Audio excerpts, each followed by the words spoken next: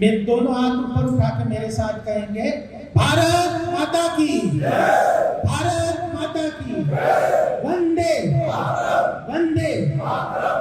Bharatiya Janata party, Bharatiya Janata party,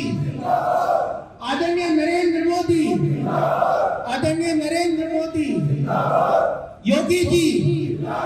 Yogi ji, प्रधानमंत्री के काल में 9 साल पूरे हुए थे। समाज के हर वर्ग के बीच में जो इस 9 वर्ष ने काम किया है उसको हमें पहुंचाना है। कि जो सामाजिक रूप से काम करते हैं, राजनीतिक रूप से काम करते हैं, तो उनको 3 बातों का ध्यान रखना है,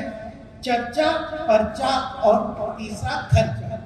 इन 3 चीजों को जो अपने जीवन में, अपने कार्य में, प्रणाली में उतार लेगा वो राजनीतिक रूप से सफल होगा। आप सब राजनीति के रूप से यहाँ पे एक्टिव हैं, तो इस 3 मूल मंत्र को लेके आगे बढ़ना चाहिए। और आदरणीय मोदी जी, नड्डा जी ने जब ये कार्यक्रम की संरचना की, संपर्क से समर्थन, 9 साल बेमिसाल सेवा, समर्थन और गरीब कल्याण, इस पूरे कार्यक्रम की परिकल्पना में आदरणीय मोदी जी ने एक ही बात कहा था कि हम लोग काम करते हैं, मेहनत करते हैं, कहीं ना कहीं जनता के बीच में उस कार्य को पूरी तरह लेके नहीं जा पाते, उसकी पूरी चर्चा नहीं कर पाते। और चर्चा दोनों तरफ से होती है। सरकार की योजनाओं को जनता तक पहुंचाना तो है ही, उन योजनाओं के माध्यम से जो लोग उस जन कल्याणकारी योजनाओं से अछूते रह गए, उन लोगों को योजनाओं से जोड़ने का हमें काम तो है ही। लेकिन चर्चा का एक दूसरा प्रकार भी रहता है कि जनता की आवाज नेतृत्व के पास पहुंचे, सरकार की नीतियों में जनता की आवाज पहुंचे, ये बहुत जरूरी है। और उसका माध्यम क्या है? उसके माध्यम में हम जो राजनीतिक रूप से कार्य करते हैं, जो जिस जगह पे भी है, कोई मंडल अध्यक्ष है, कोई पेट प्रमुख है, कोई बूथ अध्यक्ष है, कोई किसी मोर्चे का संयोजक है, कोई विधायक है, कोई एमपी है, कोई राष्ट्रीय पदाधिकारी के रूप में जैसे मैं काम कर रहा हूँ, अपने अपने क्षेत्र में जो काम कर रहे हैं, प्रधानमंत्री मोदी जी की सरकार की योजनाओं को जनता तक पहुंचाएंगे, उनकी लाभकारी योजनाओं से जनता को जोड़ेंगे और जनता की आवाज बनके हम जो सरकारी नीतियों में उनकी आकांक्षा, अपेक्षाओं को समावेश करेंगे, तो हम लोग अपने आप को भी मजबूत करेंगे, अपने क्षेत्र में अपनी पहचान भी बनाएंगे, राजनीतिक रूप से सक्षम भी होंगे। और हम जिस नेतृत्व को अपने लिए समझते हैं, जिस व्यक्ति को हम अपने नेतृत्व में चुनना चाहते हैं, जिस नेतृत्व को हम आगे बढ़ाना चाहते हैं, जिस नेतृत्व को हम मजबूत करना चाहते हैं, उस नेतृत्व के साथ खड़े होकर सरकार की नीतियों में उसका पहुंचाना, उसकी नीतियों में उसकी भागीदारी सुनिश्चित करने में सफल होता है। तो मुझे लगता है कि कितने महान उद्देश्य से पूरा कार्यक्रम हुआ और अब तो पूरा 1 महीना हो गया है। लोगों ने सभी तरह के कार्यक्रम किए होंगे, चाहे तो प्रबुद्ध वर्ग सम्मेलन है, चाहे व्यापारियों का सम्मेलन है, विभिन्न मोर्चों के सम्मेलन है, और संपर्क से समर्थन के माध्यम से एक-एक व्यक्ति से घर जा जाके मिलने का कार्यक्रम किया होगा। तो यह एक बहुत महत्वपूर्ण काम है। मुझे लगता है कि यह आज हम इस जनसंपर्क कार्यक्रम को यहाँ कर रहे हैं, उसको हम सफल करेंगे। दूसरी बात जो मैं कहना चाहता हूँ कि आज आदरणीय मोदी जी का 9 साल का अगर हम कार्यकाल देखें, तो भारत का विश्व में बड़ा अलग पहचान बन गई है। मोदी जी अगर अभी अमेरिका गए थे, तो जिस तरह से भव्य स्वागत उनका अमेरिका में हुआ, आप लोगों ने देखा होगा टीवी के माध्यम से, सोशल मीडिया के माध्यम से, जिस तरह से दोनों सदनों को उन्होंने सामूहिक रूप से दूसरी बार संबोधित किया, जिस तरह व्हाइट हाउस में रेड कार्पेट के रूप में जिस तरह से सम्मान उन्होंने किया अमेरिका के राष्ट्रपति ने, और पूरी तरह से यह सब जगह चर्चा में आया था कि पिछले 6 महीने से अमेरिका ने इस प्रधानमंत्री मोदी जी की यात्रा की तैयारी की थी। इतना सम्मान आज भारत के प्रधानमंत्री को पूरे विश्व में मिल रहा है। उसके बाद वो इजिप्ट गए, वहां पे जिस तरह का सम्मान मिला, इस तरह वैश्विक प्लेटफॉर्म्स को अगर आप देखें, जितने भी ग्लोबल प्लेटफॉर्म्स हैं, चाहे वो रशिया यूक्रेन की इशू की बात हो, चाहे वो ये जो G20 की बात हो, चाहे वो विश्व के स्तर पे यूनाइटेड नेशंस के अंदर भारत की सदस्यता, परमानेंट सदस्यता की बात हो, इन सब में भारत का बहुत महत्वपूर्ण स्थान पिछले 9 वर्ष में बना है। इसका एक प्रमुख कारण क्या है, ये हमें बहुत अच्छी तरह समझना है, जबकि क्योंकि अगर ये हम समझेंगे और जनता तक इस बात ले जाएंगे तो जो 2024 की बात जो हरिओम यादव जी ने हमारे सामने की है कि हम अगर पूरी तरह से जागरूकता के साथ, पूरी संकल्प के साथ, पूरी मेहनत के साथ नहीं लगे तो 2014 का 24 का जो आने वाला जो चैलेंज है उसको हम पूरा नहीं कर पाएंगे। और जो प्रधानमंत्री मोदी जी का सपना है कि 2047 में जब भारत में स्वतंत्रता के 100 वर्ष पूरे होंगे तो भारत विश्व गुरु के स्थान पे पुनः स्थापित होगा। उस सपने को हम सब साकार करेंगे ना। उस सपने को, भारत को पूरे विश्व में मजबूत स्थिति में ले जाके विश्व नेतृत्व के लिए 2024 के लिए प्रधानमंत्री मोदी जी के साथ हम सब खड़े हैं ना। उस मजबूत संकल्प को, उस मजबूत लक्ष्य को प्राप्त करने के लिए हमारा सबका सौभाग्य है कि उत्तर प्रदेश का बहुत बड़ा स्थान आने वाले समय में हो गया है। अगर प्रधानमंत्री का पद है तो भारत में उत्तर प्रदेश को जीते बगैर आज बिल्कुल सफल होने में बहुत मुश्किल है। आज उत्तर प्रदेश 80 जो है एमपी लोकसभा के माध्यम से इतना बड़ा स्टेट का एक स्थान बन गया है, तो उस क्षेत्र में हम सब लोग काम कर रहे हैं और वहां पे भी ऐसा नेतृत्व हमारे सामने, आदरणीय योगी जी का नेतृत्व हमारे सामने है। ऐसे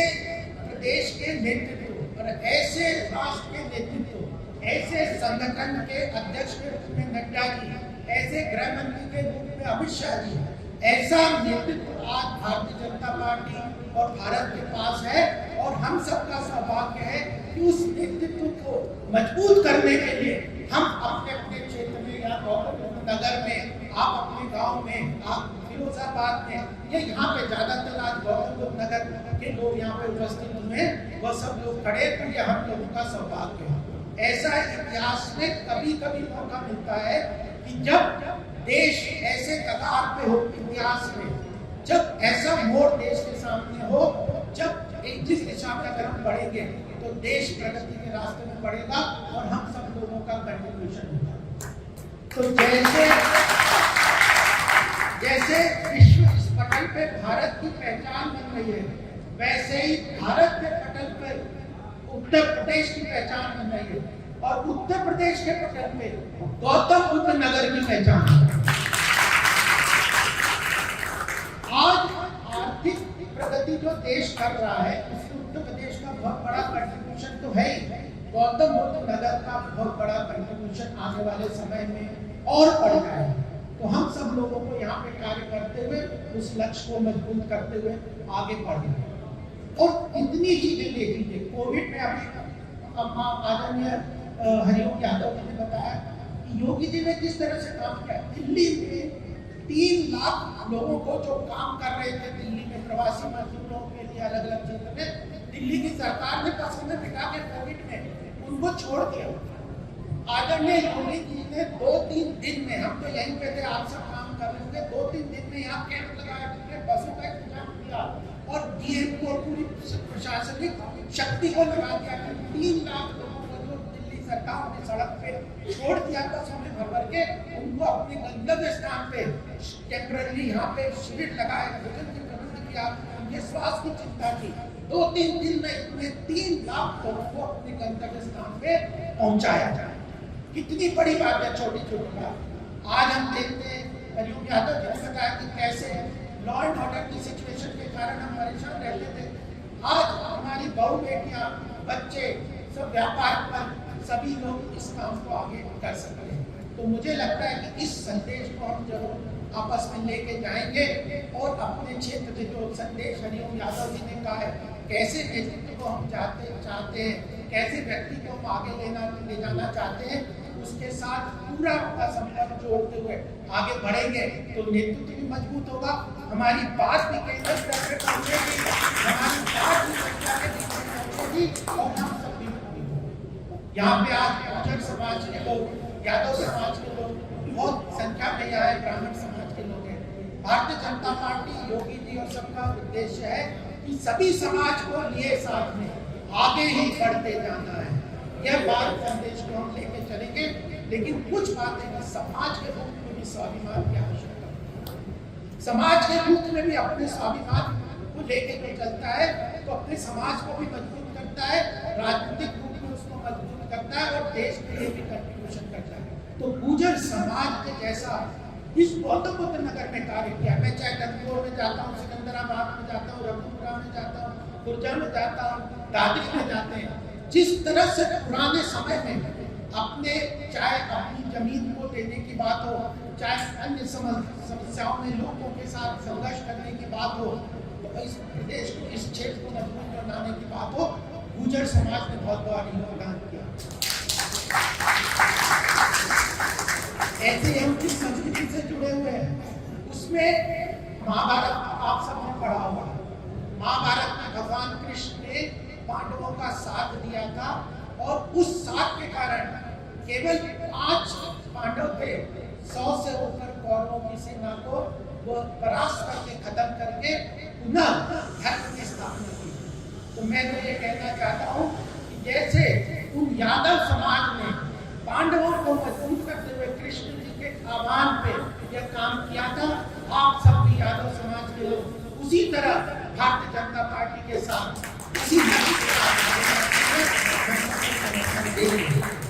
ब्राह्मण समाज ने तो जितना कंट्रीब्यूशन किया है देश के लिए, चाहे वैचारिक रूप से, सांस्कृतिक रूप से,